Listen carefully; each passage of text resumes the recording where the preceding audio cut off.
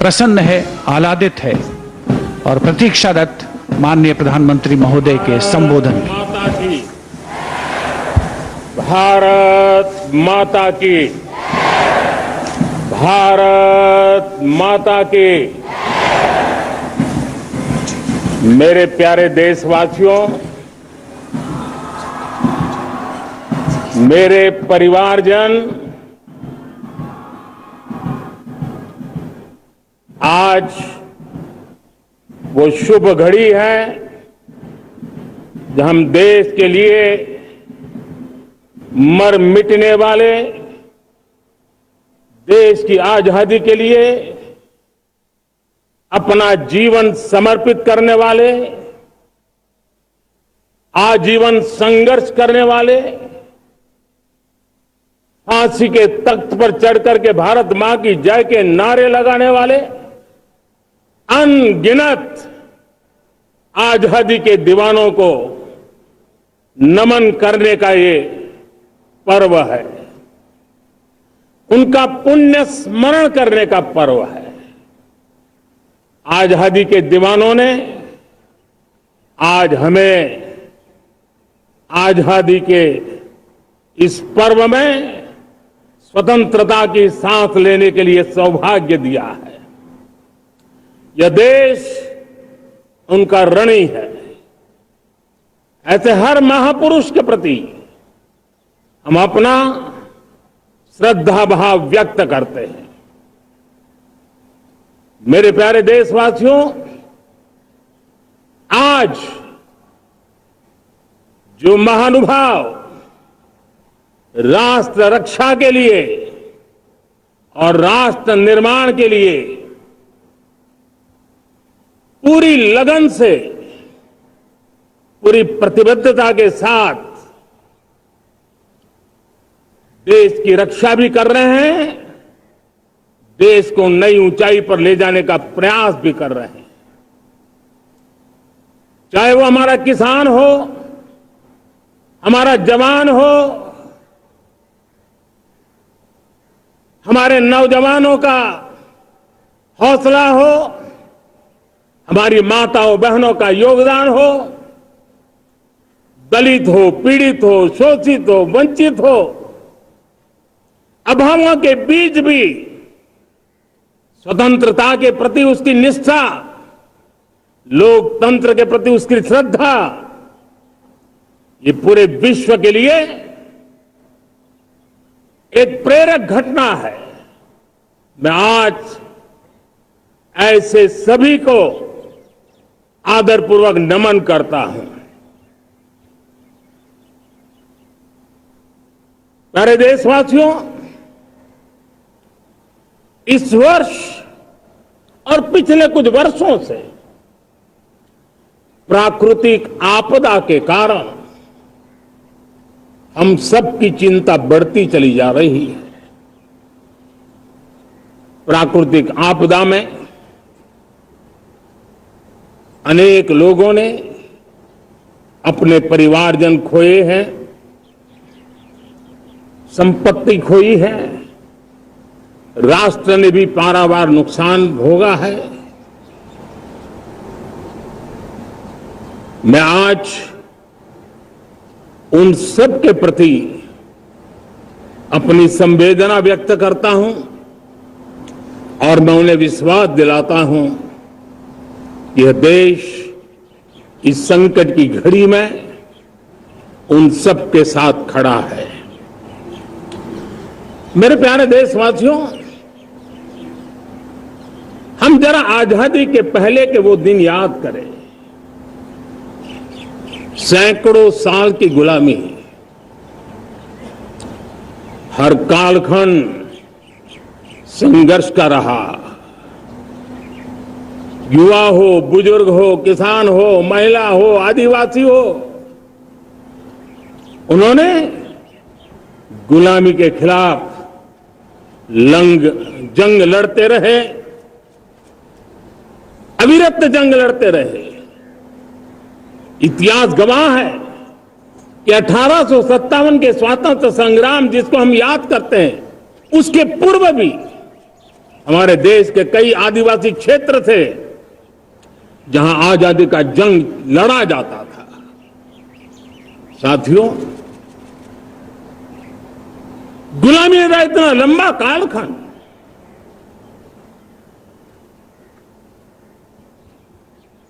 जुल्मी शासक, अपरंपार यातनाएं, सामान्य से सामान्य मानवीयों का विश्वास तोड़ने की हर तरकीब है। उसके बावजूद भी उस समय की जनसंख्या के हिसाब से करीब 40 करोड़ देशवासी आजादी के पूर्व 40 करोड़ देशवासियों ने वो जज्बा दिखाया, वो सामर्थ्य दिखाया, वो एक सपना लेकर के चले, एक संकल्प लेकर के चलते रहे, जूझते रहे। एक ही स्वर था, वंदे मातरम। एक ही सपना था, भारत की आजादी का। 40 करोड़ देशवासियों ने, और हमें गर्व है कि हमारी रगों में उन्हीं का खून है। वो हमारे पूर्वज थे। सिर्फ 40 करोड़ लोगों ने दुनिया की महासत्ता को उखाड़ करके फेंक दिया था, गुलामी की जंजीरों को तोड़ दिया था। अगर हमारे पूर्वज, जिनका खून हमारी रगों में है, आज हम तो 140 करोड़ है। अगर 40 करोड़ गुलामी की बेड़ियों को तोड़ सकते हैं, अगर 40 करोड़ आजादी के सपने को पूर्ण कर सकते हैं, आजादी लेकर के रह सकते हैं, तो 140 करोड़ देश के मेरे नागरिक, 140 करोड़ मेरे परिवारजन अगर संकल्प लेकर के चल पड़ते हैं, एक दिशा निर्धारित करके चल पड़ते हैं, कदम से कदम मिलाकर, कंधे से कंधा मिलाकर अगर चल पड़ते हैं, तो चुनौतियां कितनी भी क्यों ना हो, अभाव की मात्रा कितनी ही तीव्र क्यों ना हो, संसाधनों के लिए जूझने की नौबत हो तो भी हर चुनौती को पार करते हुए हम समृद्ध भारत बना सकते हैं। हम 2047 विकसित भारत का लक्ष्य प्राप्त कर सकते हैं। अगर 40 करोड़ देशवासी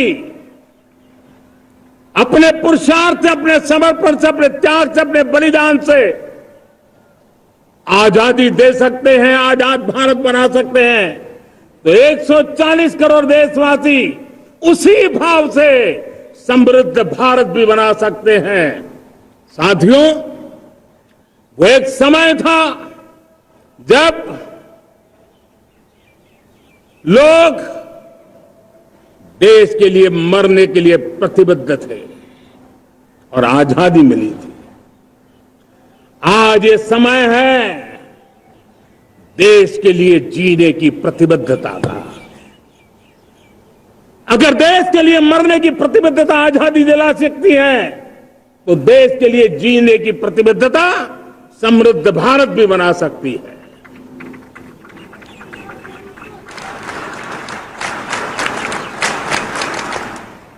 साथियों, विकसित भारत 2047 ये सिर्फ भाषण के शब्द नहीं है। इसके पीछे कठोर परिश्रम चल रहा है।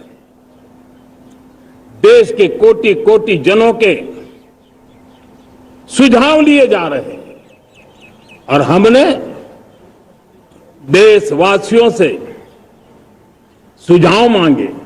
और मुझे प्रसन्नता है कि मेरे देश के करोड़ों नागरिकों ने विकसित भारत 2047 के लिए अनगिनत सुझाव दिए हैं। हर देशवासी का सपना उसमें प्रतिबिंबित हो रहा है, हर देशवासी का संकल्प उसमें झलकता है। युवा हो, बुजुर्ग हो, गांव के लोग हो, शहर के लोग हो, किसान हो, कामदार हो, दलित हो, आदिवासी हो, पहाड़ों में रहने वाले लोग हो, जंगल में रहने वाले लोग हो, शहरों में रहने वाले लोग हैं, हर किसी ने 2047 में जब देश आजादी का 100 साल मनाएगा तब तक विकसित भारत के लिए अनमोल सुझाव दिए हैं। और मैं जब इन सुझावों को देखता था मेरा मन प्रसन्न हो रहा था। उन्होंने क्या लिखा? कुछ लोगों ने कहा कि दुनिया का स्किल कैपिटल बनाने का सुझाव हमारे सामने रखा।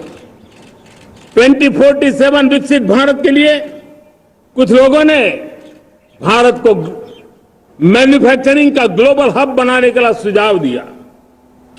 कुछ लोगों ने भारत की हमारी यूनिवर्सिटीज ग्लोबल बने इसके लिए सुझाव दिया।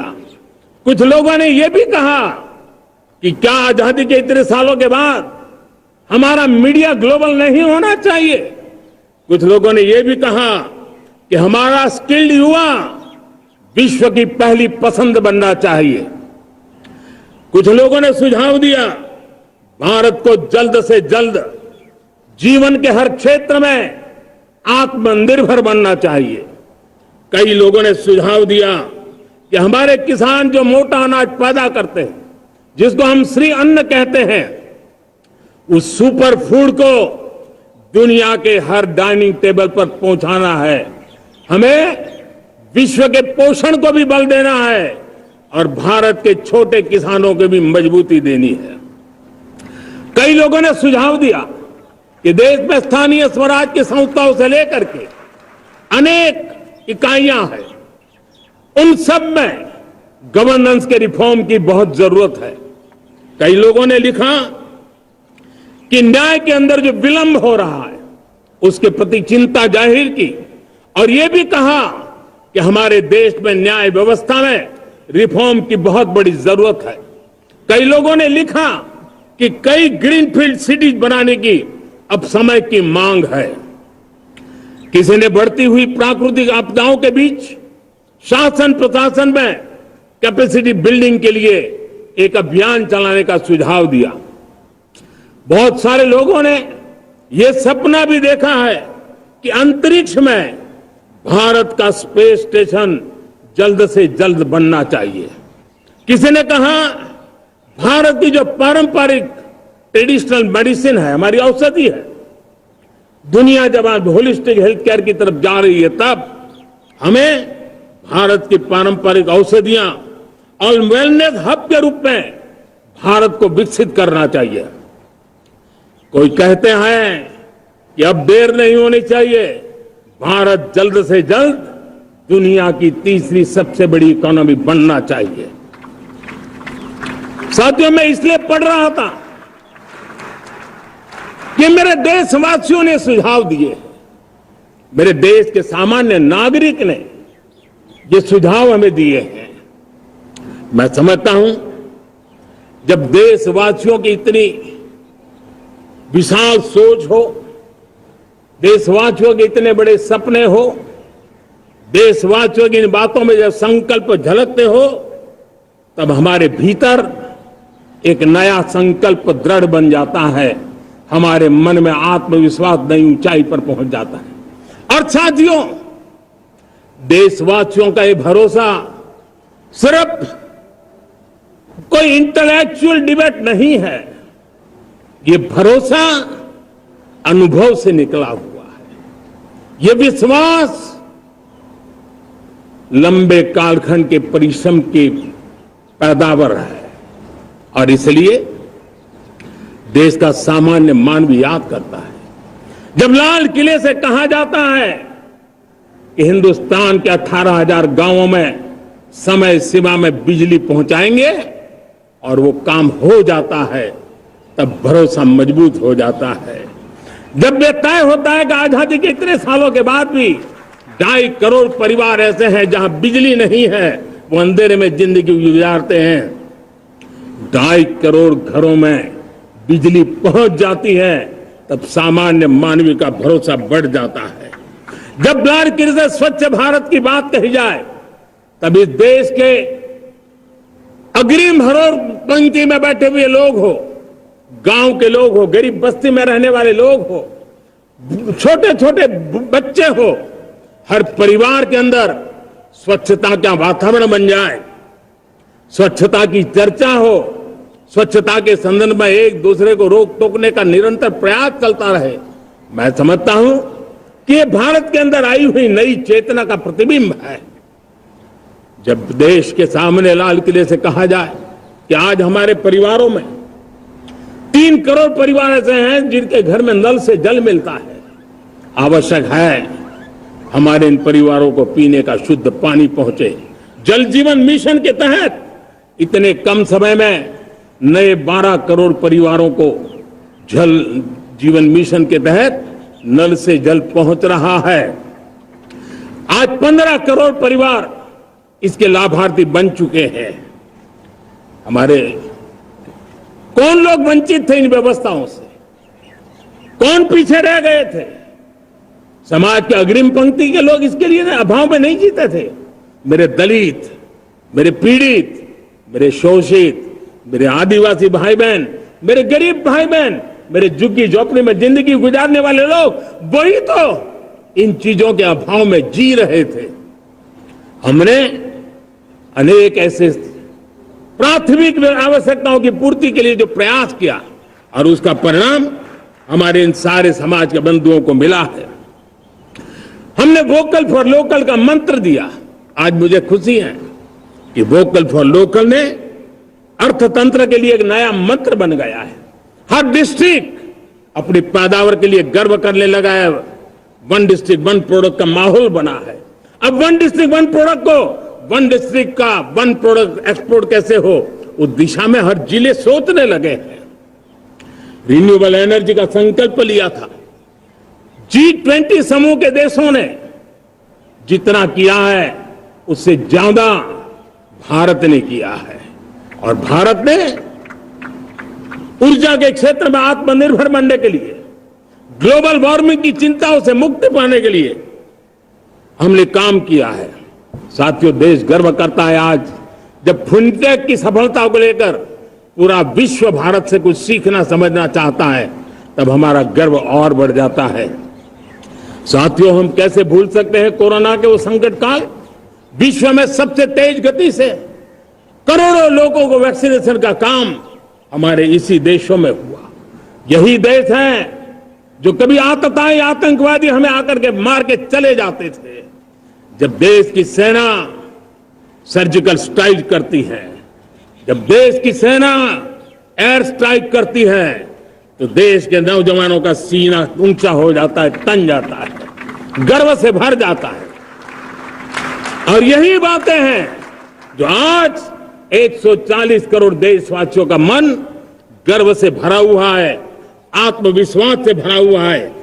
साथियों, इन सारी बातों के लिए एक सुविचारित प्रयास हुआ है। रिफॉर्म की परंपरा को सामर्थ्य दिया गया है, नक्कर तरीकों के, नक्कर लक्ष्य को लेकर के। और जब राजनीतिक नेतृत्व की संकल्प शक्ति हो, दृढ़ विश्वास हो, जब सरकारी मशीनरी उसको लागू करने के लिए समर्पण भाव से जुट जाती है, और जब देश के हर नागरिक उस सपने को पूरा करने के लिए, जन भागीदारी करने के लिए, जन आंदोलन बनाने के लिए आगे आता है, तब हमें निश्चित परिणाम मिलता ही रहता है।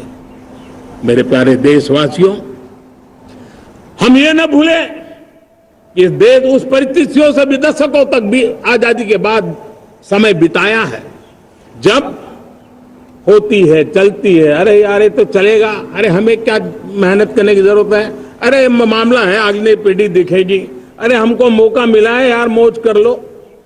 आगे वाला आगे का जाने, हमें क्या कर रहा है, हम अपना समय निकाल दे। अरे नया करने जाओगे कोई बवाल उठ जाए, पता नहीं क्यों देश में स्टेटस को का माहौल बन गया था। जो है उसी से गुजारा कर लो, यही का माहौल बन गया था। और लोग तो कहते हैं अरे भाई छोड़ो, अब कुछ होने वाला नहीं है, चलो, ऐसा ही मन बन गया था। हमें इस मानसिकता को तोड़ना था, हमें विश्वास से भरना था, और हमने उस दिशा में प्रयास किया। कई लोग तो कहते थे अरे भाई अगली पीढ़ी के लिए काम हम अभी से क्यों करें, हम तो आज का देखें। लेकिन देश का सामान्य नागरिक ये नहीं चाहता था, वो बदलाव के इंतजार में था, वो बदलाव चाहता था, उसकी ललक थी, लेकिन उसके सपनों को किसी ने तवज्जो नहीं दी, उसकी आशा आकांक्षाओं को अपेक्षाओं को तवज्जो नहीं दी गई, और उसके कारण वो मुसीबतों को झेलते हुए गुजारा करता रहा, वो रिफॉर्म्स का इंतजार करता रहा। हमें जिम्मेदारी दी गई और हमने बड़े रिफॉर्म्स जमीन पर उतारे। गरीब हो, मिडिल क्लास हो, हमारे वंचित लोग हो, हमारी बढ़ती जाती शहरी आबादी हो, हमारे नौजवानों के सपने हो, संकल्प हो, आकांक्षाएं हो, उनके जीवन में बदलाव लाने के लिए रिफॉर्म का मार्ग हमने चुना। और मैं देशवासियों को विश्वास दिलाना चाहता हूं, रिफॉर्म के प्रति हमारी जो प्रतिबद्धता है वो पिंक पेपर के एडिटोरियल के लिए सीमित नहीं है। हमारे रिफॉर्म्स की ये प्रतिबद्धता है, वो 4 दिन की वाहवाही के लिए नहीं है। हमारी रिफॉर्म्स की प्रक्रिया किसी मजबूरी में नहीं है, देश को मजबूती देने के इरादे से है। और इसलिए मैं आज कह सकता हूं, रिफॉर्म का हमारा मार्ग एक प्रकार से ग्रोथ की ब्लूप्रिंट बनी हुई है। ये हमारा रिफॉर्म, ये ग्रोथ, ये बदलाव, ये सिर्फ डिबेट क्लब के लिए, इंटेलेक्चुअल सोसाइटी के लिए, एक्सपर्ट लोगों के लिए सिर्फ चर्चा का विषय नहीं है। साथियों, हमने राजनीतिक मजबूरी के कारण नहीं किया है। हम जो कुछ भी कर रहे हैं वो राजनीति का भागा गुणा करके नहीं सोचते हैं।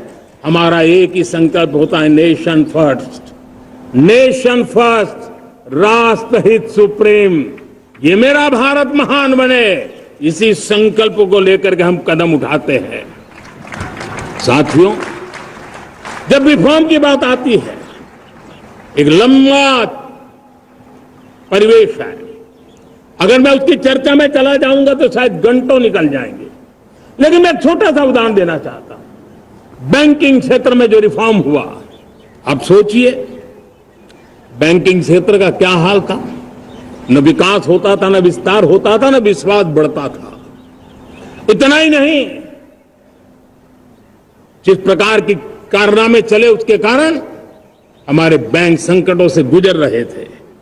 हमने बैंकिंग सेक्टर को मजबूत बनाने के लिए अनेकविध रिफॉर्म्स किए, और आज उसका कारण हमारी बैंक विश्व में जो इन्हीं गुनी मजबूत बैंक के हैं, उसमें भारतीय बैंकों ने अपना स्थान बनाया है।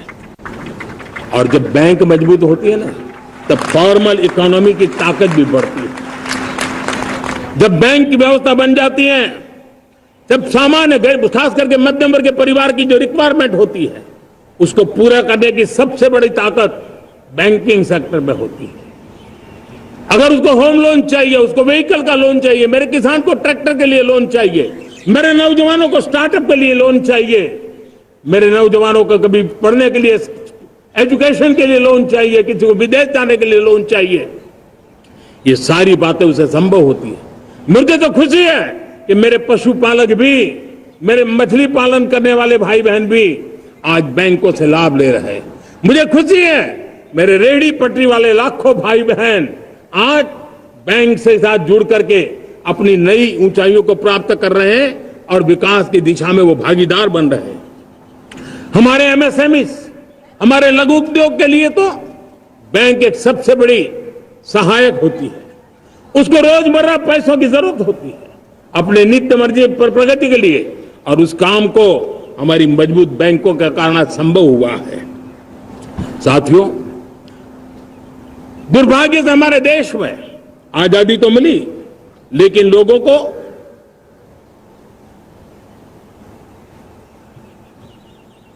एक प्रकार से माई बाप कल्चर से गुजरना पड़ा।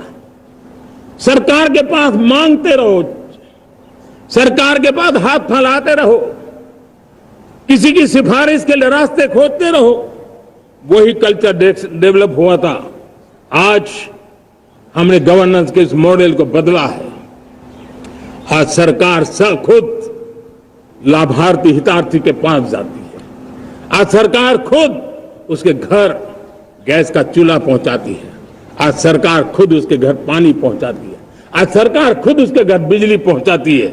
आज सरकार खुद उसको आर्थिक मदद दे करके विकास के नए आयामों को चर करने के लिए प्रेरित करती है, प्रोत्साहित करती है। आज सरकार खुद नौजवान के स्किल डेवलपमेंट के लिए अनेकविध कदम उठा रही है। साथियों, बड़े रिफॉर्म्स के लिए हमारी सरकार बहुत ही प्रतिबद्ध है और हम इसी के द्वारा देश में प्रगति की राह को चुनना चाहते हैं। साथियों, देश में नई व्यवस्थाएं बन रही है। देश को आगे ले जाने के लिए अनेक वित्त नीतियों को, अनेक वित्त पॉलिसीज को निरंतर बनाया जाए और नए सिस्टम पर देश का भरोसा भी बढ़ता रहता है, निरंतर बढ़ता रहता है। आज जो 20-25 साल का नौजवान है, जो 10 साल पहले जब 12-15 साल की उम्र का नौजवान था, उसने अपनी आंखों के सामने ये बदलाव देखा है। 10 साल के भीतर भीतर उसके सपनों को आकार मिला है, धार मिली है और उसके आत्मविश्वास में एक नई चेतना जगी है और वही देश का एक नया सामर्थ्य के रूप में उभरना है। आज विश्व भर में भारत की साख बढ़ी है, भारत के प्रति देखने का नजरिया बदला है। आज विश्व में युवाओं के लिए संभावनाओं के द्वार खुले हैं, रोजगार के अनगिनत नए अवसर जो शायद आजादी के इतने सालों के बाद भी नहीं आए थे, वो आज उनके दरवाजे पर दस्तक दे रहे हैं। संभावनाएं बढ़ती गई हैं, नए मौके बन रहे हैं। मेरे देश के युवाओं को अब धीरे धीरे चलने का इरादा नहीं है। मेरा देश का नौजवान इंक्रीमेंटल प्रगति में विश्वास नहीं करता। मेरा देश का नौजवान छलांग मारने के मूड में है। वो छलांग मार के नई सिद्धियों को प्राप्त करने के मूड में है। मैं कहना चाहूंगा, भारत के लिए गोल्डन एरा है। वैश्विक परिस्थितियों की तुलना में भी देखें, ये गोल्डन एरा है, ये हमारा स्वर्णिम कालखंड है। मेरे प्यारे देशवासियों, ये अवसर हमें जाने नहीं देना है, ये मौका हमें जाने नहीं देना चाहिए और इसी मौके को पकड़ करके अपने सपने और संकल्पों को लेकर के चल पड़ेंगे तो हम देश की स्वर्णिम भारत की जो अपेक्षा और हमें विकसित भारत का 2047 का लक्ष्य हम पूरा करके रहेंगे। हम सदियों की बेड़ियों को तोड़ करके निकले हैं। आज टूरिज्म का क्षेत्र हो, एमएसएमई का क्षेत्र हो, एजुकेशन हो, हेल्थ सेक्टर हो, ट्रांसपोर्ट सेक्टर हो, खेती और किसानी का सेक्टर हो, हर सेक्टर में एक नया आधुनिक सिस्टम बन रहा है। हम विश्व की बेस्ट प्रैक्टिसेस को भी आगे देख रखते हुए हम हमारे देश की परिस्थितियों के अनुसार आगे बढ़ना चाहते हैं। हर सेक्टर में आधुनिकता की जरूरत है, नएपन की जरूरत है, टेक्नोलॉजी को जोड़ने की जरूरत है और हर सेक्टर में हमारी नई नीतियों के कारण इन सारे क्षेत्रों में एक नया सपोर्ट मिल रहा है, नई ताकत मिल रही है। हमारे सारे अवरोध हटे, हमारी बंदी से दूर हो, हम पूरे सामर्थ्य के साथ चल पड़े, खिल उठे, सपनों को पा करके रहे, सिद्धि को हम अपने निकट देखें, हम आत्मसात करें, उस दिशा में हम चलना है। अब आप देखिए कितना बड़ा बदलाव रहा है। मैं एकदम जमीनी स्तर की बात करूं, विमेन सेल्फ हेल्प ग्रुप आज 10 साल में हमारे 10 करोड़ बहनें विमेन सेल्फ हेल्प ग्रुप में जुड़ी है। 10 करोड़ नई बहनें। हमें गर्व हो रहा है कि हमारे सामान्य परिवार की, गांव की 10 करोड़ महिलाएं आर्थिक रूप से आत्मनिर्भर बन रही हैं। और जब महिला आर्थिक रूप से आत्मनिर्भर बनती हैं, तब परिवार की निर्णय प्रक्रिया की हिस्सेदार बनती हैं, एक बहुत बड़ी सामाजिक परिवर्तन की गारंटी लेकर के आती है। मुझे गर्व है इस बात पर, लेकिन साथ साथ मुझे गर्व इस बात का भी है कि हमारे सीईओ आज दुनिया भर के अंदर अपनी धाक जमा रहे हैं। भारत के हमारे सीईओ विश्व भर में अपनी धाक जमा रहे हैं। हमारे लिए खुशी की बात है कि एक तरफ मेरे सीईओ दुनिया भर में नाम कमा रहे हैं, भारत का नाम बढ़ा रहे हैं, तो दूसरी तरफ विमेन सेल्फ हेल्प ग्रुप से 1 करोड़ मेरी सामान्य परिवार की माताएं बहनें लखपति दीदी बनती है। मेरे लिए ये भी उतना ही गर्व की बात है। अब हमने सेल्फ हेल्प ग्रुप को 10 लाख रुपए से 20 लाख रुपए देने का निर्णय किया है। अब तक 9 लाख करोड़ रुपए बैंकों के माध्यम से हमारे इन विमेन सेल्फ हेल्प ग्रुप को मिले हैं, और जिसके मदद से वो अपने अनेकविध कामों को बढ़ावा रहे हैं। मेरे साथियों, मेरे नौजवान इस तरफ ध्यान दें। स्पेस सेक्टर एक फ्यूचर है हमारे साथ जुड़ा हुआ, एक महत्वपूर्ण पहलू है। हम उस पर भी बल दे रहे हैं। हमने स्पेस सेक्टर में बहुत रिफॉर्म किए हैं। जिन बंधनों में हमने स्पेस सेक्टर को बांध के रखा था, उसे हमने खोल दिया है। आज सैकड़ों स्टार्टअप्स स्पेस के सेक्टर में आ रहे हैं। वाइब्रेंट बनता जाता हमारा स्पेस सेक्टर भारत को एक शक्तिशाली राष्ट्र बनाने का एक महत्वपूर्ण अंग है, और हम इसको दूर की सोच के साथ मजबूती दे रहे हैं। आज private satellite, private rocket launch हो रहे हैं। ये गर्व की बात है। आज मैं कह सकता हूं, जब नीति सही होती है, नियत सही होती है और पूर्ण समर्पण से राष्ट्र का कल्याण यही मंत्र होता है, तो निश्चित परिणाम हम प्राप्त करके रहते हैं। मेरे प्यारे देशवासियों, आज देश में नए अवसर बने, तब मैं कह सकता हूं 2 चीजें और हुई जिसने विकास को एक गति दी है, विकास को एक नई छलांग दी है। और ये है, पहला है आधुनिक इंफ्रास्ट्रक्चर का निर्माण। हमने इंफ्रास्ट्रक्चर को आधुनिक बनाने की दिशा में बहुत बड़े कदम उठाए हैं। और दूसरी तरफ सामान्य मानवीय के जीवन में जो बाधाएं हैं, ईज ऑफ लिविंग का हमारा जो सपना है, उस पर भी हमने उतना ही बल दिया है। पिछले 1 दशक में अभूतपूर्व इंफ्रास्ट्रक्चर का विकास हुआ है। रेल हो, रोड हो, एयरपोर्ट हो, पोर्ट हो, गवर्नमेंट कनेक्टिविटी हो, गांव गांव नए स्कूल बनाने की बात हो, जंगलों में स्कूल बनाने की बात हो, दूर सुदूर इलाकों में अस्पताल बनाने की बात हो, आरोग्य मंदिर बनाने की बात हो, मेडिकल कॉलेजों का काम हो, आयुष्मान आरोग्य मंदिरों का निर्माण चलता हो, 60,000 से ज्यादा अमृत सरोवर बने हो, 2 लाख पंचायतों तक ऑप्टिकल फाइबर नेटवर्क पहुंचा हो, नहरों का एक बहुत बड़ा जाल बिछाया जा रहा हो, 4 करोड़ पक्के घर बनना, गरीबों को एक नया आश्रय मिलना, 3 करोड़ नए घर बनाने के संकल्प के साथ आगे बढ़ने की हमारी कोशिश हो। हमारा पूर्वी भारत, नॉर्थ ईस्ट, उसका इलाका आज इंफ्रास्ट्रक्चर के लिए जाने जाना लगा है। और हमने ये जो कायाकल्प किया है, उसका सबसे बड़ा लाभ समाज के उन वर्गों तक हम पहुंचे हैं जो ग्रामीण सड़कें वहां बनी है जिनकी तरफ कोई देखता नहीं था, जिस इलाकों को नहीं देखता था, जिन गांवों को नहीं देखता था। दलित हो, पीड़ित हो, शोषित हो, वंचित हो, पिछड़े हो, आदिवासी हो, जंगल में रहने वाले हो, दूर सुदूर पहाड़ों में रहने वाले हो, सीमावर्ती स्थान पर रहने वाले हो, हमने उनकी आवश्यकता की पूर्ति की है। हमारे मछुआरे भाई बहनों की आवश्यकताओं को पूरा करना, हमारे पशुपालकों के जीवन को बदलना, एक प्रकार से सर्वांगीण विकास का प्रयास हमारी नीतियों में रहा, हमारी नीयत में रहा है, हमारे रिफॉर्म में रहा है, हमारे कार्यक्रमों में रहा है, हमारी कार्यशैली में रहा है।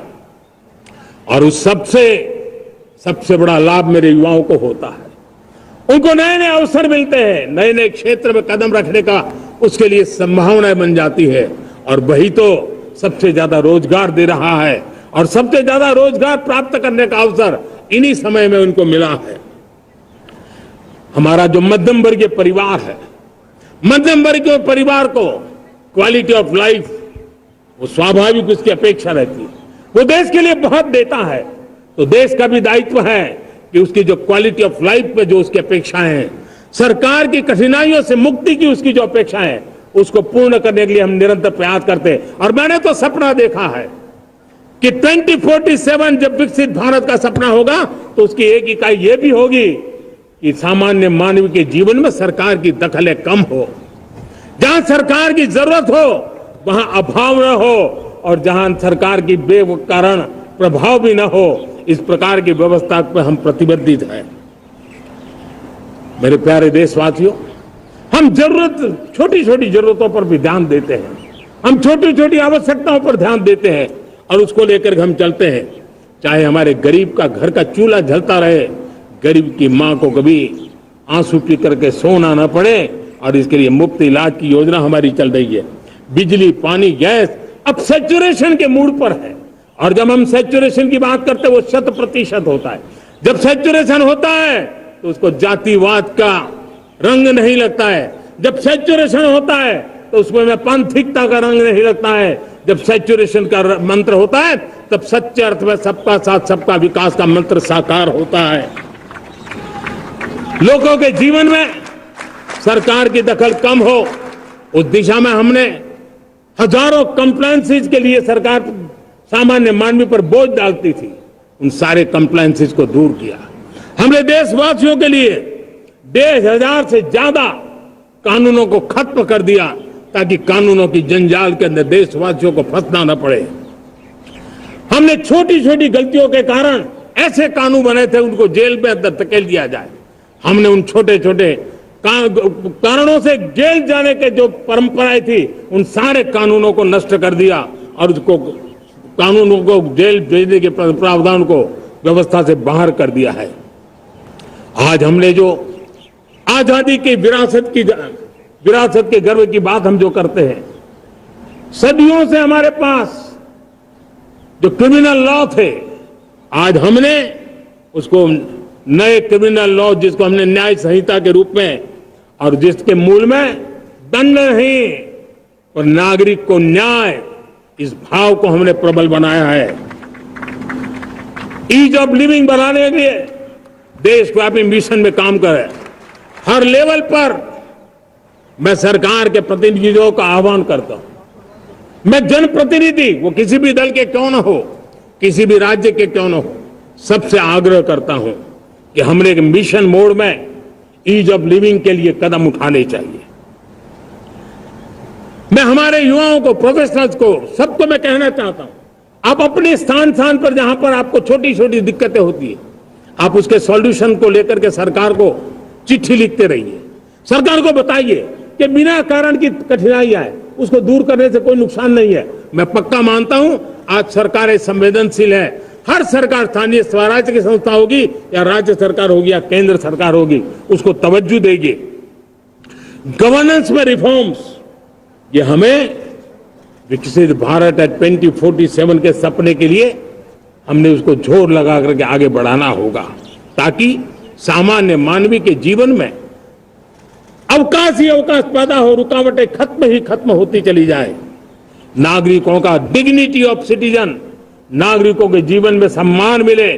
डिलीवरी के संबंध में कभी किसी को ये कहने की मोहब्बत ना आया कि ये तो मेरा हक था कि मुझे मिला नहीं, उसको खोजना ना पड़े।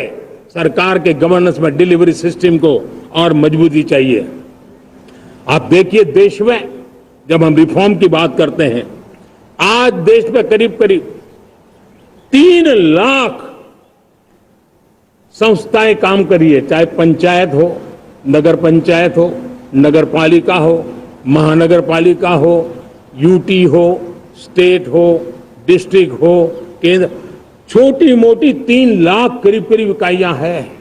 अगर ये हमारे 3 लाख इकाइयों को मैं आज आह्वान करता हूं कि अगर आप साल में अपने स्तर पर जिन चीजों की जरूरत है सामान्य मानव के लिए 2 रिफॉर्म करें, ज्यादा नहीं कह रहा हूं मेरे साथियों, एक पंचायत हो, एक राज्य सरकार हो, कोई विभाग हो, सिर्फ 1 साल में 2 रिफॉर्म और उसको जमीन पर उतारे।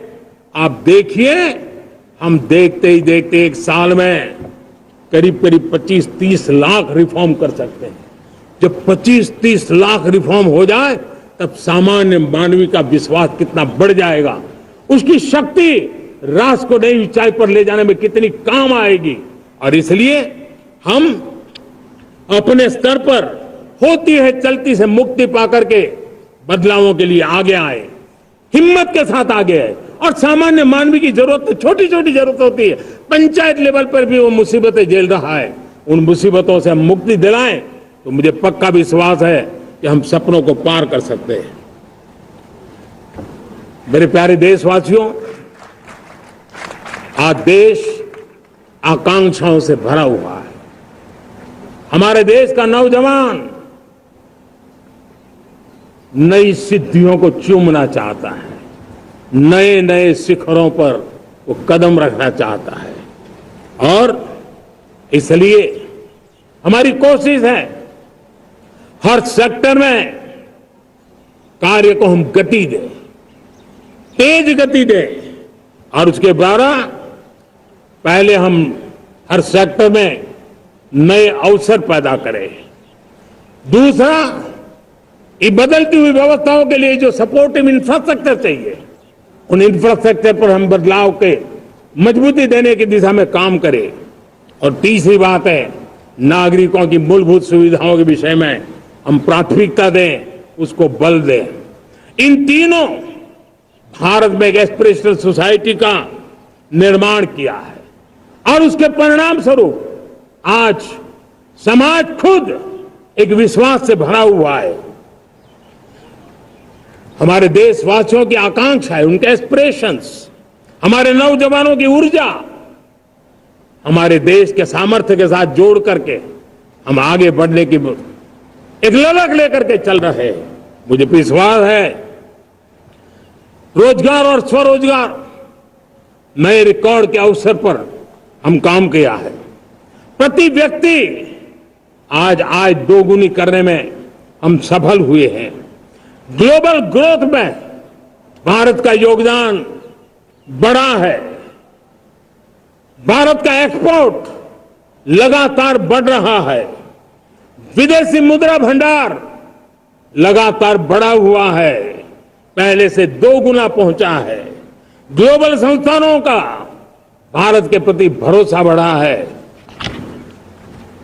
मुझे विश्वास है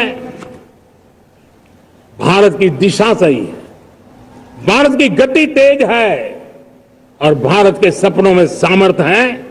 लेकिन इन सबके साथ संवेदनशीलता का हमारा मार्ग हमारे लिए ऊर्जा में एक नई चेतना भरता है। मम भाव हमारे कार्य की शैली है। समभाव भी चाहिए, मम भाव भी चाहिए, उसको लेकर के हम चल रहे हैं। साथियों, मैं जब कोरोना काल को याद करता हूं, कोरोना की वैश्विक महामारी के बीच सबसे तेजी से इकोनॉमी को बेहतर बनाने वाला कोई देश है तो वो देश भारत है। तब लगता है कि हमारी दिशा सही है। जब जात पात मत पंथ ऊपर उठकर हर घर तिरंगा फहराया जाता है, तब लगता है देश की दिशा सही है। आज पूरा देश तिरंगा है, हर घर तिरंगा है, न कोई जात है, न कोई पात है, न कोई ऊंच है, न कोई नीच है, सभी भारतीय है। यही तो हमारी दिशा की ताकत है। जब हम 25 करोड़ लोगों को गरीबी से बाहर निकालते हैं, तब हमारा विश्वास पक्का हो जाता है कि हमने गति को बराबर मेंटेन किया है और सपनों को साकार करना दूर नहीं है। जब 100 से अधिक आकांक्षी जिले अपने अपने राज्य के अच्छे जिलों की स्पर्धा कर रहे हैं, बराबरी करने लगे हैं, तो हमें लगता है कि हमारी दिशा और गति दोनों सामर्थ्यवान है। जब हमारे उन आदिवासी साथियों को वो मदद मिलती है, पीएम जनमन के द्वारा उनको जो योजनाएं पहुंची थी, आबादी बहुत छोटी है, लेकिन बहुत दूर सुदूर इलाकों में छुटपुट परिवार रहते हैं, हमने उनको खोज के निकाला है, उनके लिए चिंता की है। तब लगता है कि संवेदनशीलता से जब काम करते हैं तब संतोष कितना मिलता है। वर्किंग वुमेन के लिए पेड मैटरनिटी लीव 12 हफ्ते से बढ़ा करके 26 हफ्ते कर देते हैं। तब सिर्फ नारी का सम्मान ही करते इतना नहीं है, नारी के प्रति संवेदनशील भाव से निर्णय करते इतना नहीं, लेकिन उसके गोद में जो बच्चा पला है ना, उसको एक उत्तम नागरिक बनाने के लिए मां की जो जरूरत है उसमें सरकार रुकावट न बने, इस संवेदनशील भावना से उस निर्णय को हम करते हैं। जब मेरे दिव्यांग भाई बहन भारतीय साइन लैंग्वेज की बात हो या तो सुगम्य भारत का अभियान हो, उसको लगता है कि अब मेरी भी डिग्निटी है, मेरे प्रति देश के नागरिक सम्मान के भाव से देखता है। और पैरालंपिक में तो हमारे खिलाड़ी नई नई ताकत दिखाने लगे हैं। तब लगता है कि ये जो मेरा मम भाव है, हम सबका मम भाव है, उसकी ताकत नजर आती है। हमारे ट्रांसजेंडर समाज के प्रति हम जिस संवेदना के साथ निर्णय बना रहे हैं, हम नए नए कानून बना रहे हैं, उनको सम्मान का जीवन देने के लिए हम प्रयास कर रहे हैं, तब बदलाव की हमारी दिशा सही दिखता है। सेवा भाव से किए गए इन कामों का जो त्रिविध मार्गों से हम चले हुए हैं, इन कामों का एक सीधा सीधा लाभ आज उसके परिणाम के रूप में हमें नजर आ रहा है।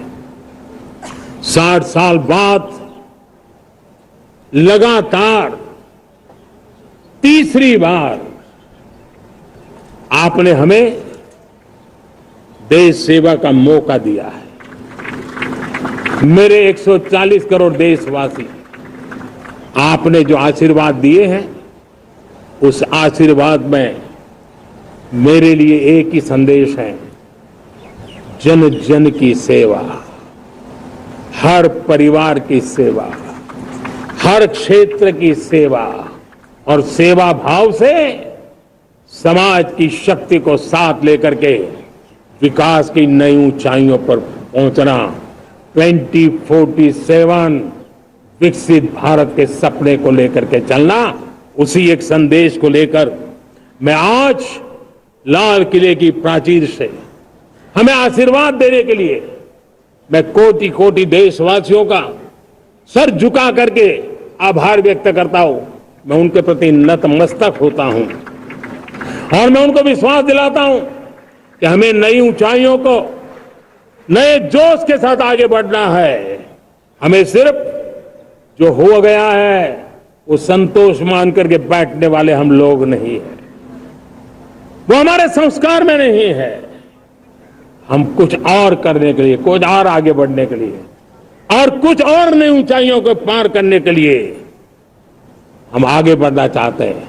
विकास को, समृद्धि को, सपनों को साकार करने को, संकल्प को लिए जीवन खपाने को हम अपना स्वभाव बनाना चाहते हैं, देशवासियों का स्वभाव बनाना चाहते हैं। मेरे प्यारे देशवासियों, आज नई शिक्षा नीति बहुत एक मात्रा में कई राज्यों ने उसको अच्छे इनिशिएटिव लिए हैं और उसके कारण आज एक 21वीं सदी के अनुरूप हमारी शिक्षा व्यवस्था को जो हम बल देना चाहते हैं, और विकसित भारत के सपने के लिए जिस प्रकार से मानव समूह तैयार करना चाहते हैं, नई शिक्षा नीति बहुत बड़ी भूमिका अदा। मैं नहीं चाहता हूं कि मेरे देश के नौजवानों को अब विदेशों में पढ़ने के लिए मजबूर होना पड़े। मध्यम वर्गीय परिवार के लाखों करोड़ों रुपया बच्चों को विदेश पढ़ने के लिए भेजने में खर्च हो जाए। हम यहां ऐसी शिक्षा व्यवस्था का विकसित करना चाहते हैं कि मेरे देश के नौजवानों को विदेश जाना न पड़े, मेरे मध्यम वर्गीय परिवारों को लाखों करोड़ रुपया खर्च करना न पड़े। इतना ही नहीं, ऐसे संस्थान निर्माण हो ताकि विदेशों से लोग भारत के अंदर उनका मुंह मोड़े। अभी अभी हमने बिहार का हमारा गौरवप्रद इतिहास रहा है, नालंदा यूनिवर्सिटी का पुनर्निर्माण किया है। फिर से एक बार नालंदा यूनिवर्सिटी काम करना शुरू कर दिया है। लेकिन हमें शिक्षा के क्षेत्र में फिर से एक बार सदियों पुराने उस नालंदा स्पिरिट को जगाना होगा, उस नालंदा स्पिरिट को जीना होगा, उस नालंदा स्पिरिट को लेकर के बड़े विश्वास के साथ विश्व की ज्ञान की परंपराओं को नई चेतना देने का काम हमें करना होगा। मुझे पक्का विश्वास है कि नई शिक्षा नीति ने मातृभाषा पर बल दिया है। मैं राज्य सरकारों से कहूंगा, मैं देश की सभी संस्थानों से कहूंगा कि भाषा के कारण हमारे देश की टैलेंट को रुकावट नहीं आनी चाहिए, भाषा अवरुद्ध नहीं होनी चाहिए। मातृभाषा का सामर्थ्य हमारे देश के छोटे छोटे गरीब से गरीब मां के बेटे को भी सपने पूरा करने का ताकत देता है। और इसलिए हमने हमारी मातृभाषा में पढ़ाई, जीवन में मातृभाषा का स्थान, परिवार में मातृभाषा का स्थान, उसकी ओर हमें बल देना होगा। मेरे प्यारे देशवासियों, जिस प्रकार से आज विश्व का बदलाव नजर आ रहा है और तब जाकर के स्किल का महत्व बहुत बढ़ गया है और हम स्किल को और नई एक ताकत देना चाहते हैं। हम इंडस्ट्री 4.0 को ध्यान में रख करके हम स्किल डेवलपमेंट चाहते हैं। हम जीवन के हर क्षेत्र में, हम एग्रीकल्चर सेक्टर में भी कैपेसिटी बिल्डिंग करके देने के लिए स्किल डेवलपमेंट चाहते हैं। हम तो हमारा सफाई का क्षेत्र हो, उसमें भी एक नए स्किल डेवलपमेंट की ओर बल देना चाहते हैं। और हम स्किल इंडिया प्रोग्राम को बहुत व्यापक रूप से इस बार लेकर के आए हैं। बजट में भी इसका बहुत बड़ा, इस बजट में इंटर्नशिप को भी हमने बल दिया है ताकि हमारे नौजवानों को एक एक्सपीरियंस मिले, उनकी कैपेसिटी बिल्डिंग हो और बाजार में उनका ताकत दिखाई दे। उस प्रकार से मैं स्किल युवाओं को तैयार करना चाहता हूं। और जैसे कई बार, और दोस्तों, आज विश्व की परिस्थिति को देखते हुए मैं साफ साफ देख रहा हूं कि भारत का स्किल्ड मैन पावर जो है, हमारा स्किलफुल जो नौजवान है, वो ग्लोबल जॉब मार्केट में अपनी दमक बनाए। हम उस सपने को लेकर के आगे चल रहे हैं। साथियों, विश्व जिस तेजी से बदल रहा है, जीवन के हर क्षेत्र में साइंस और टेक्नोलॉजी का महत्व बढ़ता चला जाने वाला है। हमें साइंस को बहुत बढ़ देना की आवश्यकता है। और मैंने देखा चंद्रयान की सफलता के बाद हमारे स्कूल कॉलेज के अंदर साइंस और टेक्नोलॉजी के प्रति एक नई रुचि का वातावरण बना है, नई दिलचस्पी बढ़ी है। तब हमारे शिक्षा संस्थानों ने ये जो मनोभाव बना है उसको नर्चर करने के लिए आगे आना होगा। भारत सरकार ने भी रिसर्च के लिए सपोर्ट बढ़ा दिया है। हमने ज्यादा से ज्यादा चेयर स्थापित किए हैं। हमने नेशनल रिसर्च फाउंडेशन बना करके हमने उसको एक कानूनी परिवेश में ला करके स्थायी रूप से एक व्यवस्था विकसित की है ताकि रिसर्च को लेकर के निरंतर बल मिले और ये रिसर्च फाउंडेशन उस काम को करे। मेरे गर्व की बात है कि बजट में हमने 1 लाख करोड़ रुपया रिसर्च और इनोवेशन के लिए हमने देने का निर्णय किया है ताकि हमारे देश के नौजवान के पास जो आइडियाज है, उस आइडियाज को हम जमीन पर उतार पाए। साथियों, आज भी हमारे देश में मेडिकल एजुकेशन के लिए हमारे बच्चे बाहर जा रहे हैं। वैसा का हमारे बड़े बहुत ज्यादातर मध्यम वर्ग के परिवार के, उनके लाखों करोड़ों रुपए खर्च हो जाते हैं, और तब जाकर के हमने पिछले 10 साल में मेडिकल सीटों को करीब करीब 1 लाख कर दिया। आज मैं करीब करीब 25,000 युवा हर साल विदेश में मेडिकल एजुकेशन के लिए जाते हैं, और ऐसे ऐसे देश में जाना पड़ रहा है, कभी कभी तो मैं सुनता हूं तो हैरान हो जाता हूं। और इसलिए हमने तय किया है कि अगले 5 साल में मेडिकल लाइन में 75,000 नई सीटें बनाई जाएगी। मेरे प्यारे देशवासियों,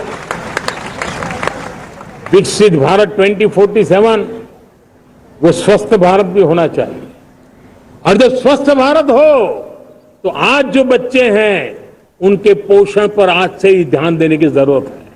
और इसलिए हमने विकसित भारत की जो पहली पीढ़ी है उनकी तरफ विशेष ध्यान दे करके हमने पोषण का एक अभियान चला है। हमने राष्ट्रीय पोषण मिशन शुरू किया है, पोषण को हमने प्राथमिकता दी है। मेरे प्यारे देशवासियों, हमारी कृषि व्यवस्था को ट्रांसफॉर्म करना बहुत जरूरी है, समय की मांग है। हम सदियों से जिस परंपरा में दबे हुए हैं, जकड़े हुए हैं, उससे मुक्ति पानी होगी, और हमारे किसानों को उसके लिए हम मदद भी दे रहे हैं। हम उसको ट्रांसफॉर्म करने की दिशा में लगातार काम करते आए हैं। आज आसान ऋण दे रहे हैं किसानों को, टेक्नोलॉजी की मदद दे रहे हैं। किसान जो पैदावार करता है उसको वैल्यू एडिशन के लिए हम काम कर रहे हैं, उसके लिए मार्केटिंग के लिए पूरा प्रबंध करते हैं, ताकि उसको एंड टू एंड हर जगह पे हैंड होल्डिंग की व्यवस्था हो, उस दिशा में हम काम कर रहे हैं। आज जब धरती माता के प्रति सारा विश्व चिंतित है, जिस प्रकार से उर्वरक के कारण हमारी धरती माता की शहद दिनों दिन बिगड़ता जा रही है, हमारी धरती माता की उत्पादकता क्षमता खत्म होती चली जा रही है, कम होती चली जा रही है। और उस समय मैं मेरे देश के लाखों किसानों का आभार व्यक्त करना चाहता हूं, जिन्होंने प्राकृतिक खेती का रास्ता चुना है और हमारी धरती माता की सेवा करने का भी उन्होंने बीड़ा उठाया है। और इस बार बजट में भी हमने प्राकृतिक खेती को बल देने के लिए बहुत बड़ी योजनाओं के साथ बहुत बड़ा बजट में प्रावधान किया है। मेरे प्यारे देशवासियों, आज दुनिया की स्थिति में देखता हूं, पूरा विश्व होलिस्टिक हेल्थ केयर की तरफ मुड़ रहा है, और तब उनको ऑर्गेनिक फूड ये उनकी प्रथम पसंद बनी है। आज विश्व के लिए ऑर्गेनिक फूड का अगर कोई फूड बास्केट बन सकता है तो मेरे देश का किसान बना सकता है, मेरा देश बन सकता है।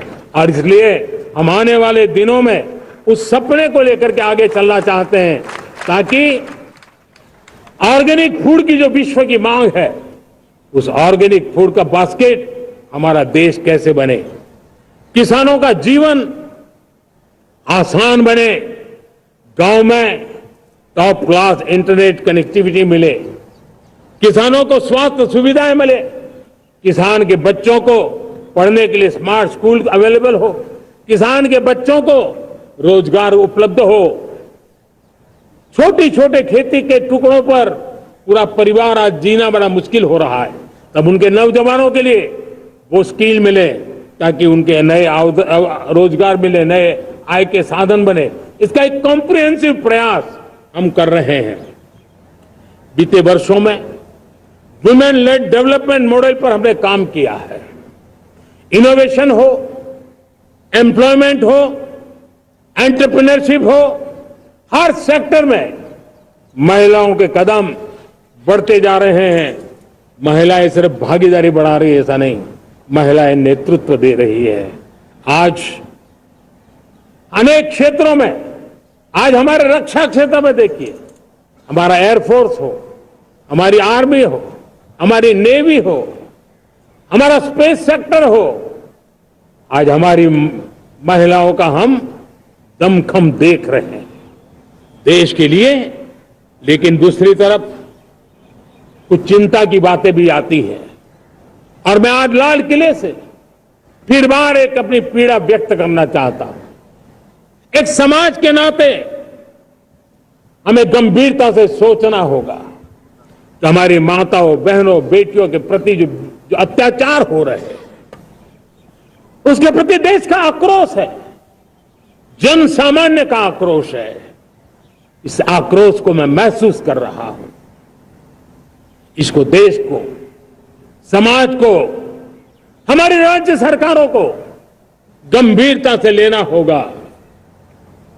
महिलाओं के विरुद्ध अपराधों की जल्द से जल्द जांच हो, राक्षसी कृत्य करने वालों को जल्द से जल्द कड़ी सजा हो। वो समाज में विश्वास पैदा करने के लिए जरूरी है। मैं ये भी बताना चाहूंगा कि जब बलात्कार की या महिलाओं पर अत्याचार की घटनाएं घटती हैं तो उसकी बहुत चर्चा होती है, बहुत प्रचार होता है, मीडिया में छाया रहता है। लेकिन जब ऐसे राक्षसी मनोवृत्ति व्यक्ति को सजा होती है तो वो खबरों में कहीं नजर नहीं आती, एक कोने में कहीं पड़ा रहता है।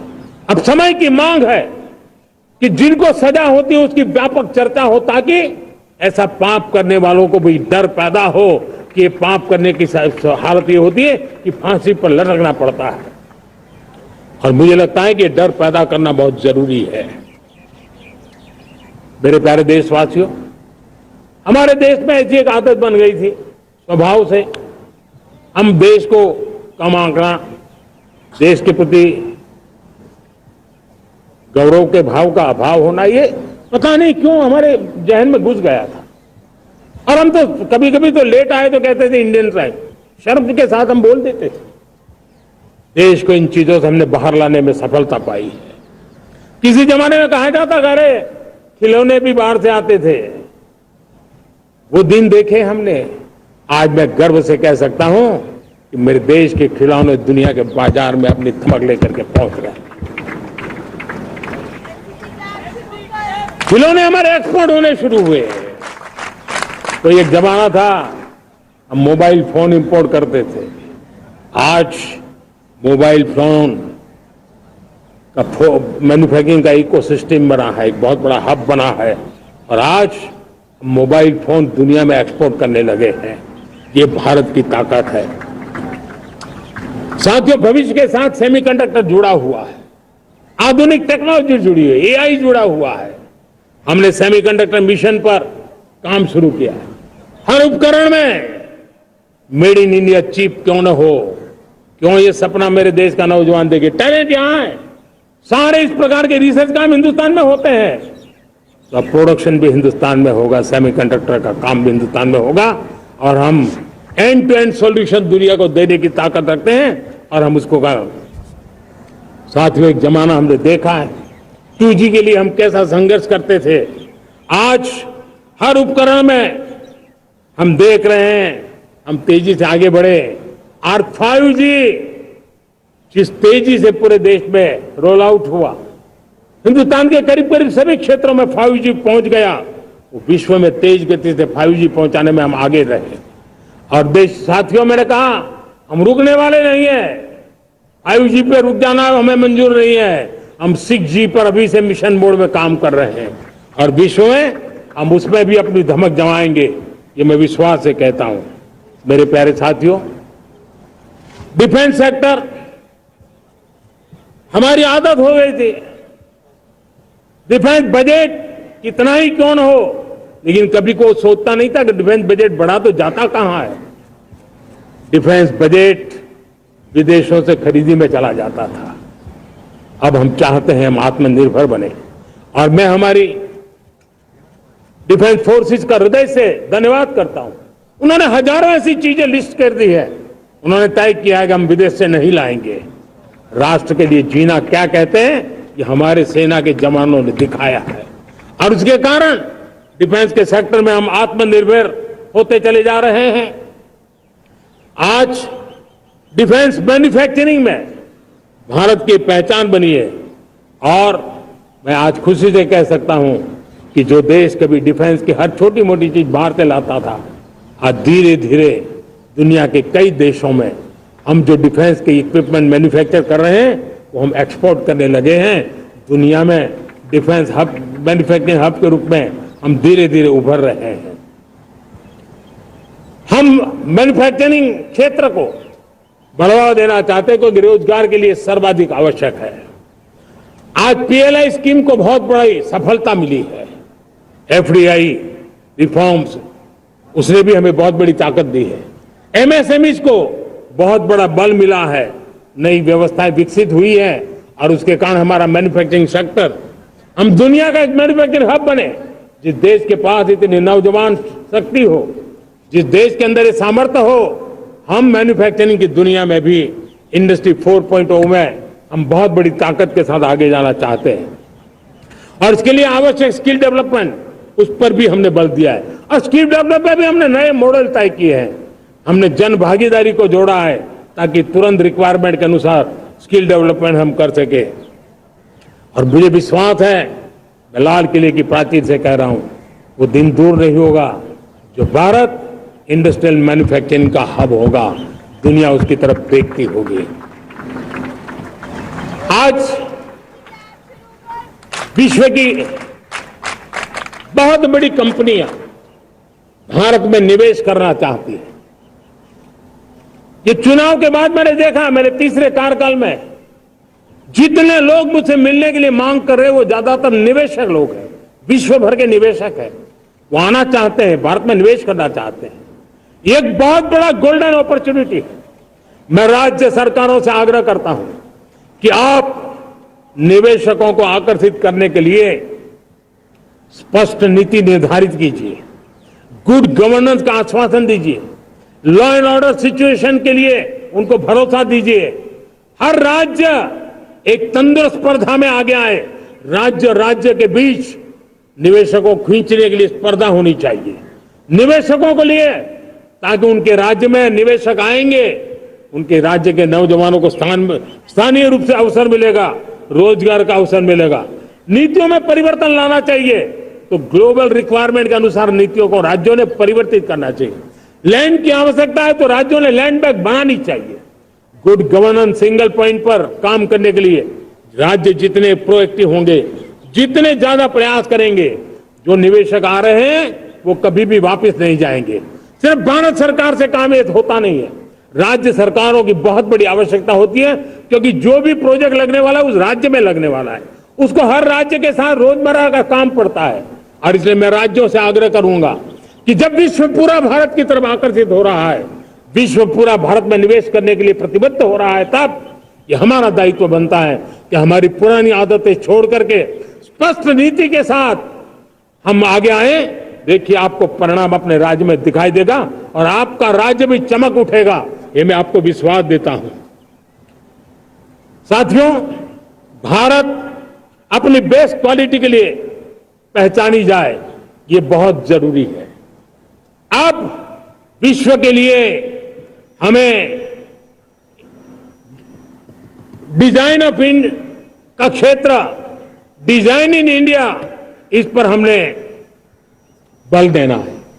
हमें कोशिश करनी है अब इंडियन स्टैंडर्ड इंटरनेशनल स्टैंडर्ड बनने चाहिए। इंडियन स्टैंडर्ड इंटरनेशनल स्टैंडर्ड बनेंगे तब हमारी हर चीज को सहजता से मोहर लग जाएगी और ये हमारे प्रोडक्शन की क्वालिटी पर निर्भर करेगा, हमारी सेवा की क्वालिटी पर निर्भर करेगा, हमारे अप्रोच की क्वालिटी पर निर्भर करेगा। और इसलिए हमें क्वालिटी पर बल देकर के आगे बढ़ना है।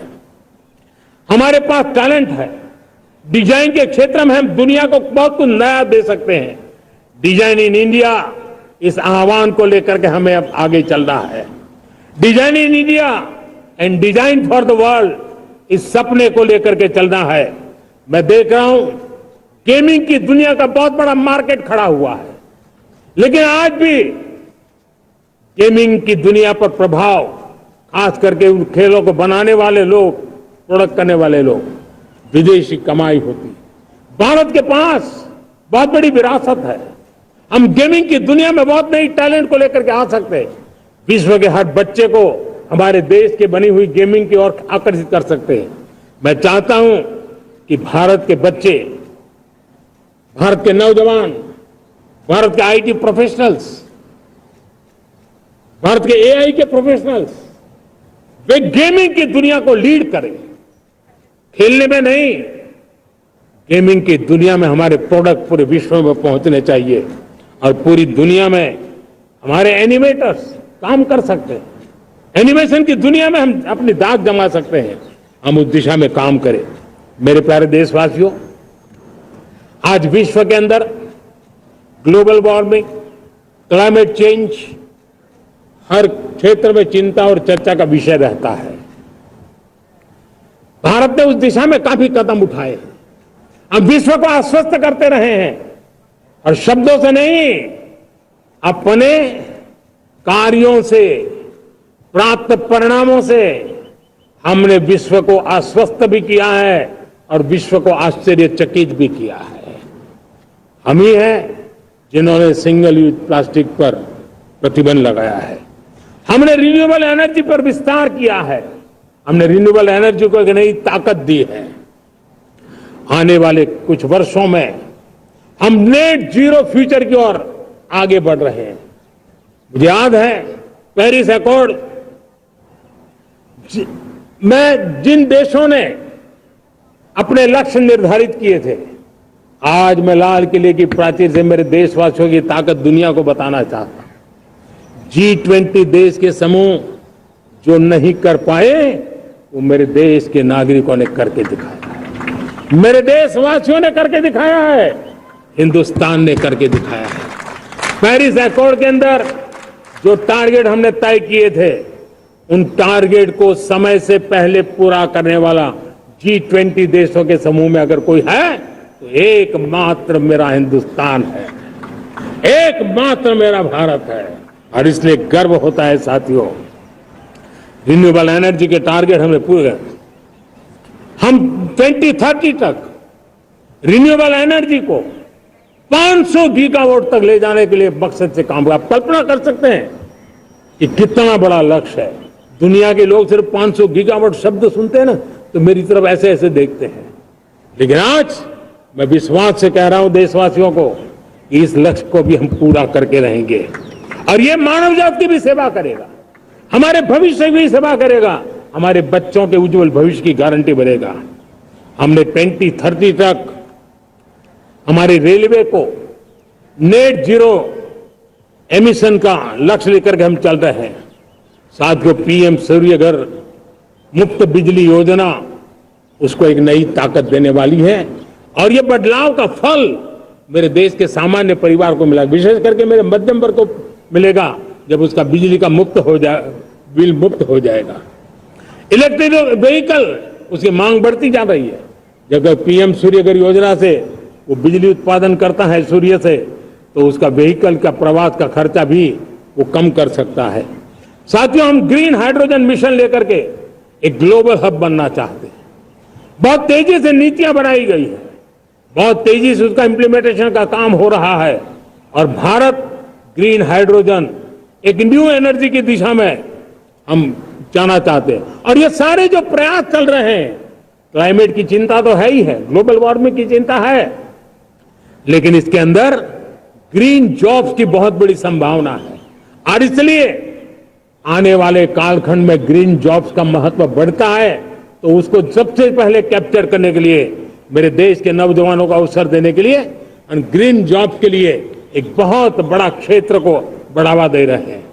मेरे प्यारे देशवासियों, आज हमारे साथ इस तिरंगे झंडे के नीचे वो नौजवान बैठे हैं जिन्होंने ओलंपिक की दुनिया में भारत का परचम लहराया। मैं मेरे देश के सभी एथलीट्स को, मैं देश के सभी खिलाड़ियों को 140 करोड़ देशवासियों की तरफ से बधाई देता हूं। और हम नए सपने, नए संकल्प अत्यंतिक पुरुषार्थ के साथ नए लक्ष्यों को हासिल करने के लिए आगे बढ़ेंगे, ऐसा मैं विश्वास के साथ उनको शुभकामनाएं भी देता हूं। आने वाले कुछ दिनों में भारत के एक बहुत बड़ा दस्ता पैरालंपिक के लिए पेरिस जाने के लिए रवाना होगा। मैं मेरे सभी पैरालंपिक खिलाड़ियों को भी हृदय से बहुत बहुत शुभकामनाएं देता हूं। साथियों, भारत ने G20 को ऑर्गेनाइज किया, हिंदुस्तान के अनेक शहरों में ऑर्गेनाइज किया, 200 से ज्यादा इवेंट किए। पूरे विश्व में G20 का इतना बड़ा व्याप, इतना बड़ा कार्यक्रम कभी नहीं हुआ, इस बार हुआ। इसने एक बात सिद्ध कर दी है कि भारत में बड़े से बड़े काम, कार्यक्रम ऑर्गेनाइज करने की ताकत है। भारत को किसी को भी हॉस्पिटैलिटी का सामर्थ्य भारत में सबसे ज्यादा है। अगर ये सिद्ध हो चुका है तो साथियों, हिंदुस्तान का सपना है कि 2036 में जो ओलंपिक होगा वो मेरे हिंदुस्तान की धरती पर हो। इसके लिए हम तैयारी कर रहे हैं, उसके लिए हम आगे बढ़े। साथियों, समाज के आखिरी तबके के जो लोग हैं, ये हमारा सामाजिक दायित्व है। अगर कोई पीछे रह जाते हैं तो हमारी आगे बढ़ने की गति कम कर देता है, और इसलिए हम आगे बढ़ना चाहते हैं तो भी सफलता तब मिलती है पीछे वाले को भी साथ साथ आगे ले आए। और इसलिए हम सबका दायित्व बनता है कि हमारे समाज में आज भी जो क्षेत्र पीछे रह गए हैं, जो समाज पीछे रह गए हैं, जो लोग पीछे रह गए हो, हमारे छोटे छोटे किसान हो, हमारे जंगलों में रहने वाले मेरे आदिवासी भाई बहन हो, हमारी माताएं बहनें हो, हमारे मजदूर हो, हमारे श्रमिक साथी हो, हमारे कामगार लोग हो, इन सबको हमें बराबरी में लाने के लिए, हमारे बराबर लाने के लिए भरपूर प्रयास करना है। लेकिन अब गति पकड़ गई है, अब लंबे दिन तक हमें वो करना नहीं पड़ेगा। बहुत जल्द वो हमारे पास पहुंच जाएंगे, हमारी बराबरी में आ जाएंगे, हमारी ताकत बहुत बढ़ जाएगी। और बड़ी संवेदना के साथ हमें इस काम को करना है, और इसके लिए एक बहुत बड़ा अवसर आ रहा है। मैं मानता हूं संवेदनशीलता की दृष्टि से इससे बड़ा अवसर क्या हो सकता है।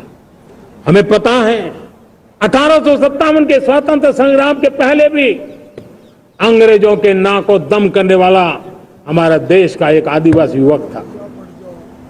20-22 साल की उम्र में उसने अंग्रेजों के नाक को दम ला दिया था, जिसको आज भगवान बिरसा मुंडा के रूप में लोग पूजा करते हैं। भगवान बिरसा मुंडा की 150वीं जयंती आ रही है। ये हम सबके लिए प्रेरणा का कारण बने। समाज के प्रति छोटा सा छोटा व्यक्ति भी देश के लिए कैसी जज्बात रखता है, उससे बड़ी प्रेरणा भगवान बिरसा मुंडा से अधिक कौन हो सकता है। आइए हम भगवान बिरसा मुंडा की 150वीं जयंती जब मनाएं, संवेदनशीलता का हमारा व्याप बढ़े, समाज के प्रति हमारा ममभाव बने। हम समाज के हर एक व्यक्ति को, गरीबों को, दलित को, पिछड़ों को, आदिवासियों को, हर एक को हम अपने साथ लेकर के चले। इस संकल्प को लेकर के चलना है। मेरे प्यारे देशवासियों, हम संकल्प के साथ तो बढ़ तो रहे हैं, बहुत आगे बढ़ रहे हैं, लेकिन ये भी सच है कि कुछ लोग होते हैं जो प्रगति देख नहीं सकते। कुछ लोग होते हैं जो भारत का भला सोच नहीं सकते हैं। जब तक खुद का भला न हो तब तक उनको किसी का भला अच्छा नहीं लगता है। ऐसी विकृत मानसिकता से भरे हुए लोगों की कमी नहीं होती है। देश को ऐसे लोगों से बचना होगा। वे निराशा की गर्त में डूबे हुए लोग हैं। ऐसे मुट्ठी भर निराशा की गर्त में डूबे हुए लोग, जब उनके गोद में विकृति पलती है तब वो विनाश का कारण बन जाती है, सर्वनाश का कारण बन जाती है, एनार्की का मार्ग ले लेती है, और तब देश को इतनी बड़ी हानि हो जाती है जिसकी भरपाई करने में हमें नए सिरे से मेहनत करनी पड़ती है। इसलिए ऐसे जो छुटपुट निराशावादी तत्व होते हैं, वो सिर्फ निराशा इतना नहीं है, उनकी गोद में विकृति पल रही है।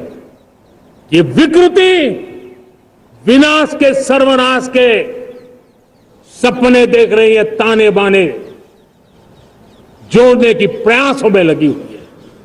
देश को इसे समझना होगा। लेकिन मैं देशवासियों को कहना चाहता हूं कि हम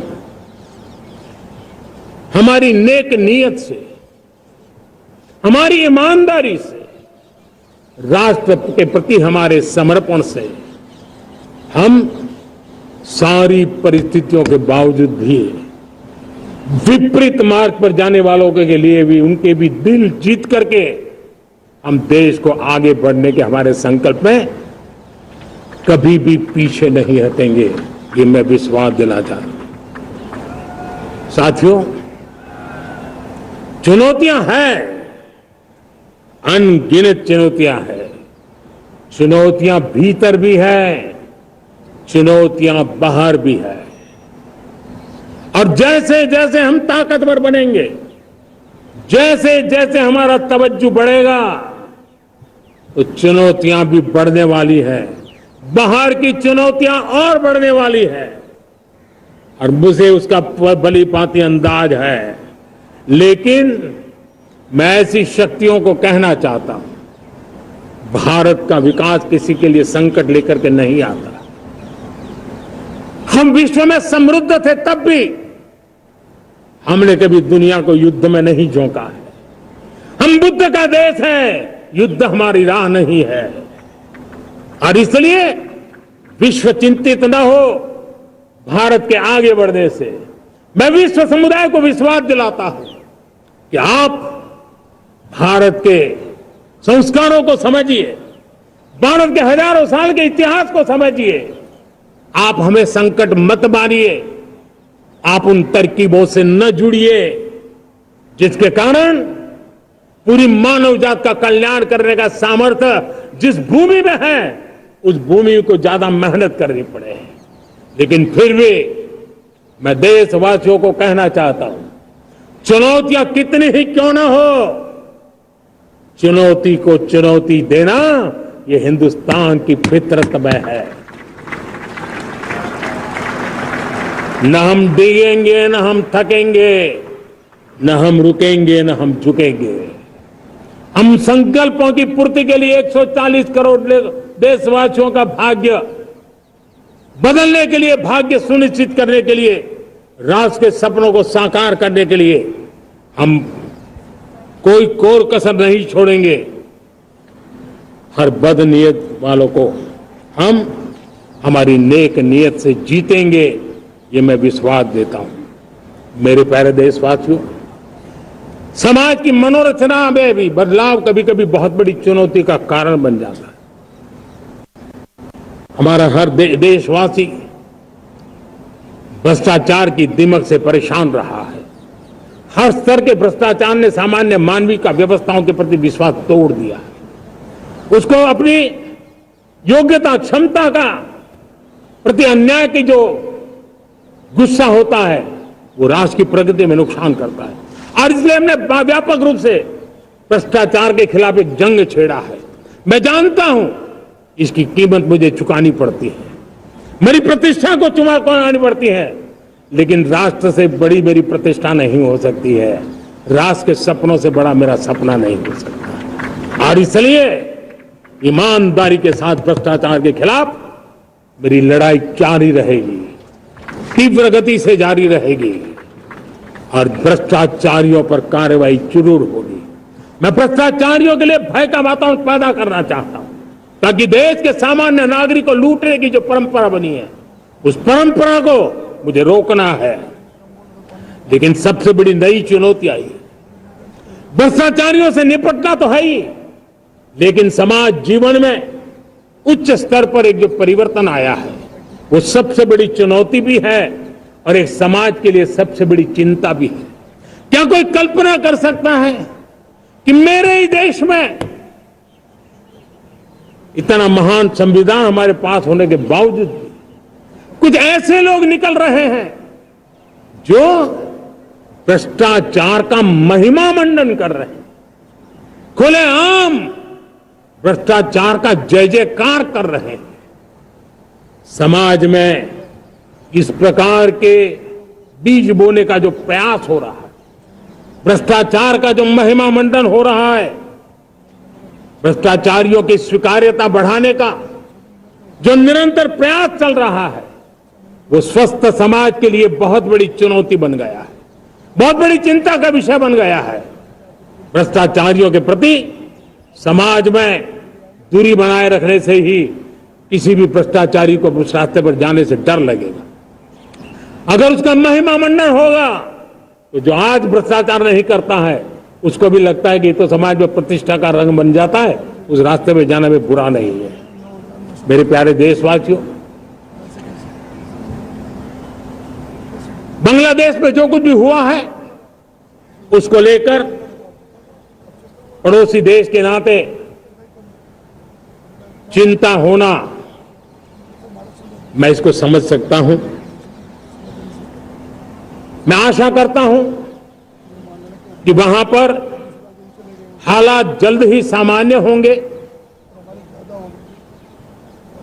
खास करके 140 करोड़ देशवासियों की चिंता कि वहां हिंदू, वहां के अल्पसंख्यक, उस समुदाय की सुरक्षा सुनिश्चित हो। भारत हमेशा चाहता है कि हमारे पड़ोसी देश सुख और शांति के मार्ग पर चले। शांति के प्रति हमारा कमिटमेंट है, हमारे संस्कार है।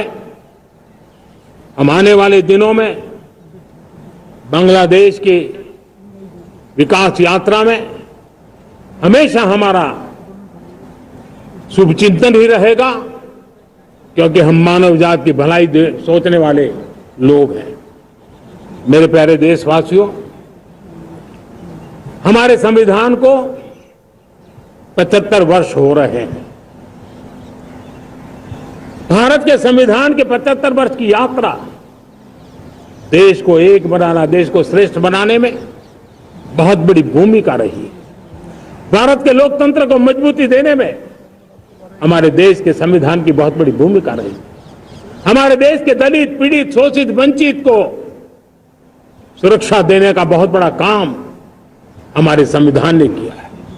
अब जब संविधान के 75 वर्ष हम मनाने जा रहे हैं, तब हम देशवासियों ने संविधान में निर्दिष्ट कर्तव्य के भाव पर बल देना बहुत जरूरी है। और जब मैं कर्तव्य की बात करता हूं, तब मैं सिर्फ नागरिकों पर बोझ बनाना नहीं चाहता। कर्तव्य केंद्र सरकार के भी है, कर्तव्य केंद्र सरकार के हर मुलाजिम के भी है, कर्तव्य राज्य सरकारों के भी है, राज्य सरकार के हर मुलाजिम के हैं, कर्तव्य हर स्थानीय स्वराज संस्था के हैं, चाहे पंचायत हो, नगर पालिका हो, महानगर पालिका हो, तहसील हो, जिला हो, हर किसी के कर्तव्य है। लेकिन साथ साथ 140 करोड़ देशवासियों की कर्तव्य है। अगर हम सब मिल करके अपने कर्तव्यों का निर्वाह करेंगे तो हम अपने आप औरों के अधिकारों की रक्षा करने के लिए निमित्त बनेंगे।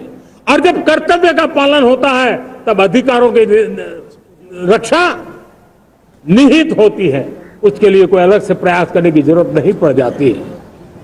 मैं चाहता हूं कि हमारे इस भाव को लेकर हम चलेंगे, हमारा लोकतंत्र भी मजबूत होगा, हमारा सामर्थ्य और बढ़ेगा और हम एक नई शक्ति के साथ आगे बढ़ेंगे।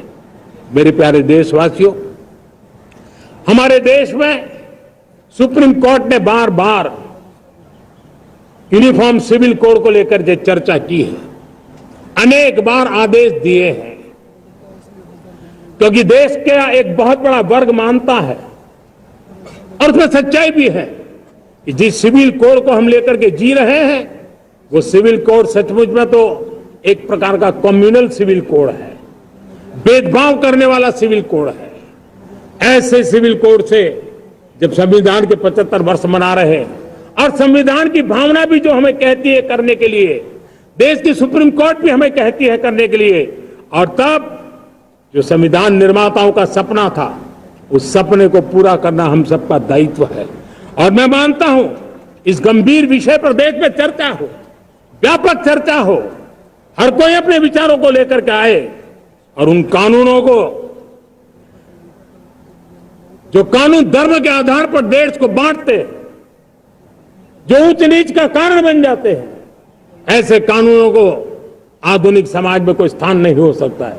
और इसलिए मैं तो कहूंगा, अब समय की मांग है कि देश में एक सेकुलर सिविल कोड हो। हमने कम्युनल सिविल कोड में 75 साल बिताए हैं, अब हमें सेक्युलर सिविल कोड की तरफ जाना होगा और तब जाकर के देश में धर्म के आधार पर जो भेदभाव हो रहे हैं, सामान्य नागरिक को जो दूरी महसूस होती है, उससे हमें मुक्ति मिलेगी।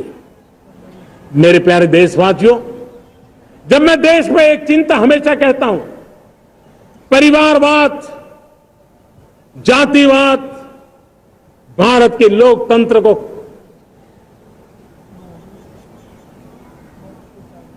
बहुत नुकसान कर रहा है। देश को, लोक राजनीति को हमें परिवारवाद और जातिवाद से मुक्ति दिलानी होगी। आज मैं देख रहा हूं मेरे सामने जो नौजवान है, उसमें लिखा हुआ है माय भारत, जिस संगठन का नाम है उसकी चर्चा लिखी है, यहां बहुत बढ़िया तरीके से लिखा हुआ है। माय भारत के अनेक मिशन है।